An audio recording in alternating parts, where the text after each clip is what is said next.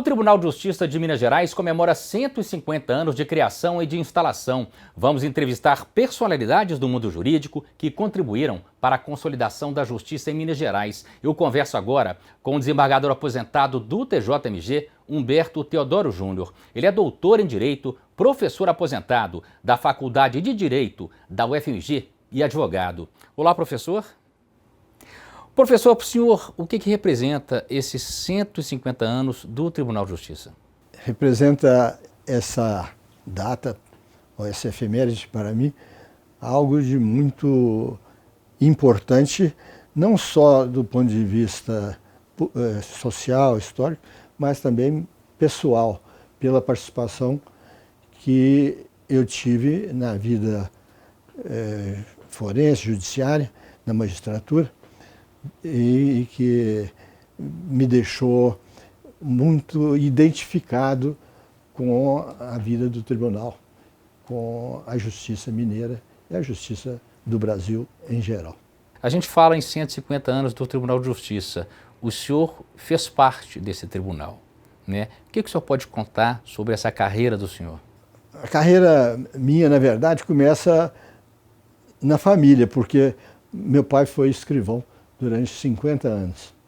E, portanto, eu passei a minha infância e a juventude dentro de um cartório, assistindo a convivência, participando da convivência com juízes, advogados, vivendo, enfim, a experiência da justiça na prática mesmo, concreta. E, então, como meu pai tinha uma adoração pelo serviço que ele desempenhava, e o sonho dele é que tivesse um filho que pudesse fazer a carreira que ele não teve a oportunidade de fazer, porque ele não tinha curso de direito, né? Então, é alguma coisa muito pessoal, muito íntima e muito importante política e historicamente na minha vida. Eu destaco a evolução que eu pude viver nos conceitos e na vida jurídica institucional brasileira durante esses... Eu tenho 60 anos de formatura em Direito, né? Passei mais de meio século, estou ainda na ativa, mas eu pude assistir impressionante como o direito se humanizou, se generalizou através da visão social, da visão coletiva, dos grandes valores histórico-culturais, meio ambiente, ações coletivas. Tudo isso foi de uma modificação tão grande que eu mesmo sentia choques à medida que os degraus iam sendo superados, né? No final, quando eu já estava saindo da magistratura, aposentando como desembargador, ainda não tinha advindo a Constituição de 88, eu aposentei em 86. Mas já o clima era outro, de redemocratização do país e o local, o posto reservado para a justiça, então, retomava o mesmo nível de significação, de relevância para a sociedade. Professor, o senhor que viveu esses períodos autoritários, né, como representante do Poder Judiciário, como magistrado, e vendo o que o país é hoje, com essas mudanças, o que você... Espanta o senhor as mudanças que aconteceram?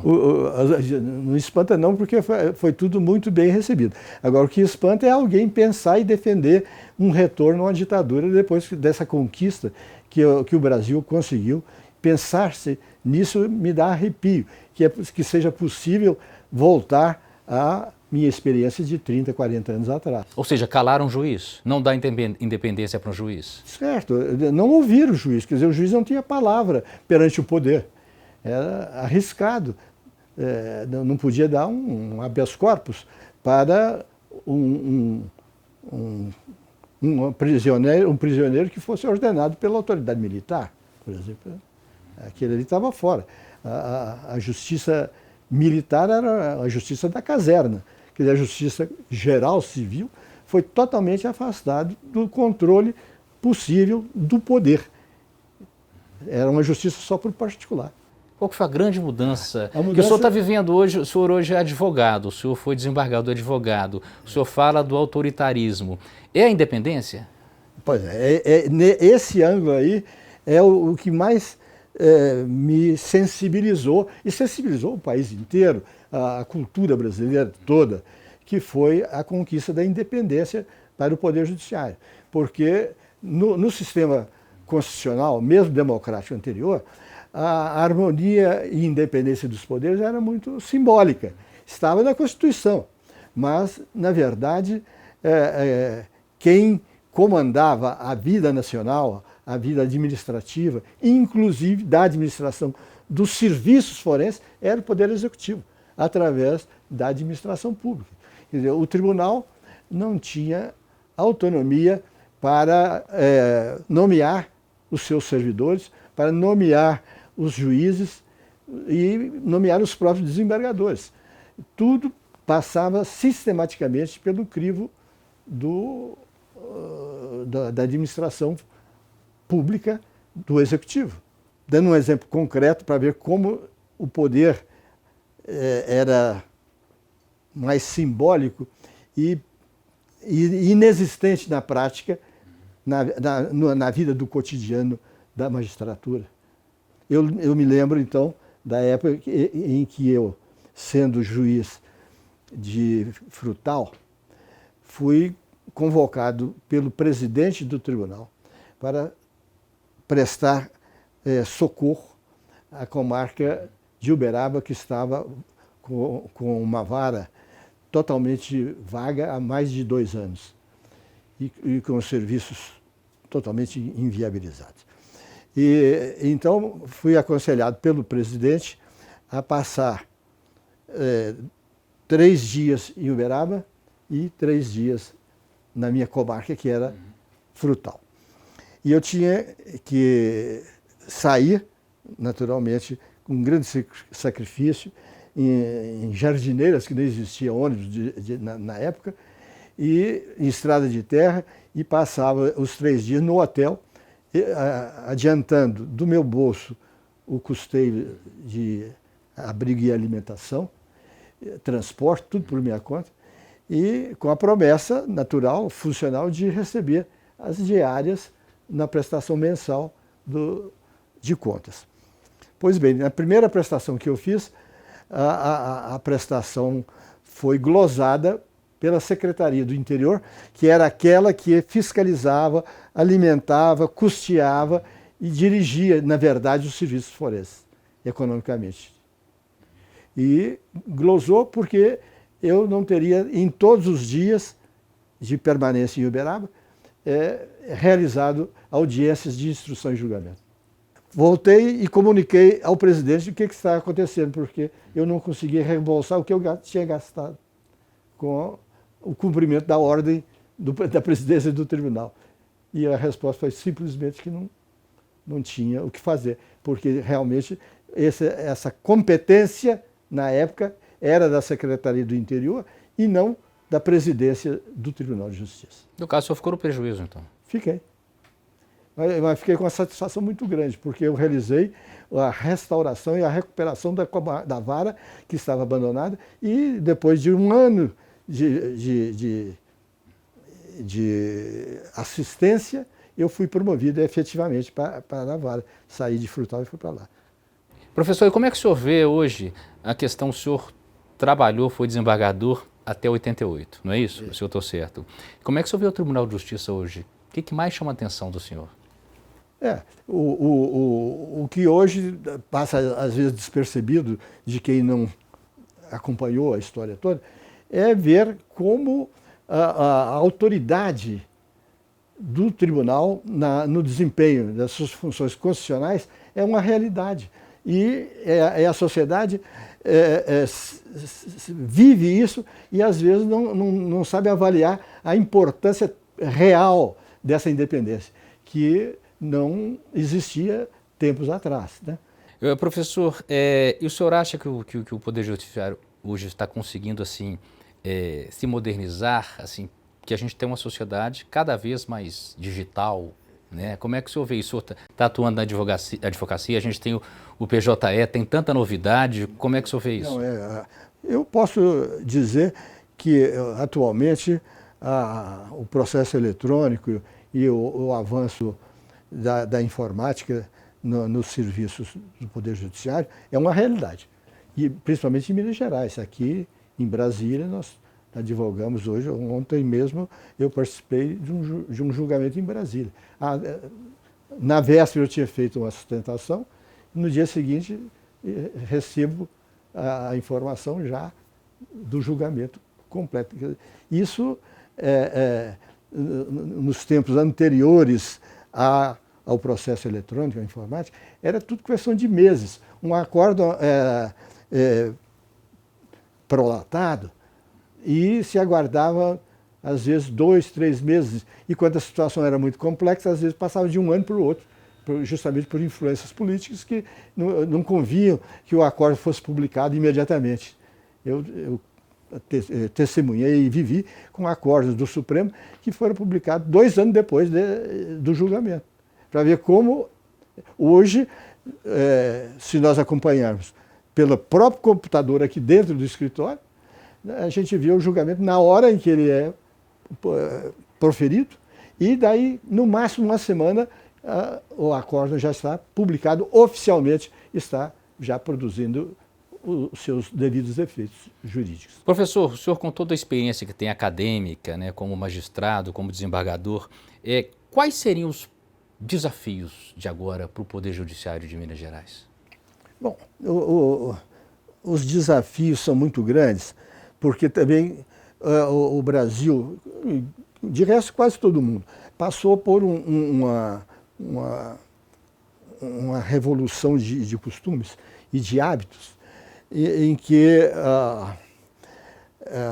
o acesso à justiça passou a ser visto quase como sinônimo de cidadania. E com isso as portas se abriram de tal maneira que o efeito foi contrário àquilo que se esperava. Que ao invés da justiça socorrer a todos a tempo e hora, a porta ficou aberta para entrar, mas está fechada para sair, porque é longo o caminho pelo clima de beligerância que foi implantado no país, naquela sede de democracia, de vivência tutelada pelas liberdades. Então, passou-se a viver no Brasil um clima de euforia judiciária, de euforia de cidadania. E todo mundo se via quase que na obrigação de ir à justiça. E o volume de processos que chegou a tempos recentes a se estocar na justiça, não tem precedente no mundo. Chegamos a 100 milhões de processos em andamento. Um processo para cada 2 habitantes, né, do país. Não há aparelhamento. Não há juiz para isso. Não há juiz, não há aparelhamento físico, material mesmo, que dê conta de processar a tempo e hora um volume desse. A não ser que o Estado virasse um Estado judiciário, que fosse a única meta do Estado, fosse atender os reclamos da justiça. Por isso que é importante a conciliação, a mediação, né, professor? Isso. Então, nesse clima de saturamento saturação, né, da potencialidade de atendimento dos tribunais, então despertou-se para a realidade, que a justiça, no sentido filosófico, no sentido social, a justiça não pode ser monopólio do Poder Judiciário. O Poder Judiciário não pode recusar a receber o demandante, mas o demandante tem o direito de escolher outros caminhos para resolver seus problemas. E esses caminhos pela evolução da própria experiência processual, jurídica, esses outros caminhos são, na maioria das vezes, mais eficientes, mais justos, mais céleres, mais prontos no atendimento das necessidades de quem se vê envolvido em conflitos. Vamos falar agora, professor, da questão da parte acadêmica, né? Parte acadêmica. O senhor já aposentou lá da Faculdade de Direito do FMG. O que você pode falar sobre essa vida acadêmica? Pois é. E isso eu senti, porque eu comecei as duas coisas simultaneamente. A vida acadêmica e a vida da magistratura, da judicatura. Quer dizer, quando eu fui nomeado pela primeira vez, provisoriamente, para licionar na Universidade de Uberlândia, na Faculdade de Direito, eu ainda não era juiz, mas 2 ou 3 meses depois eu fui nomeado juiz. E então a experiência de uma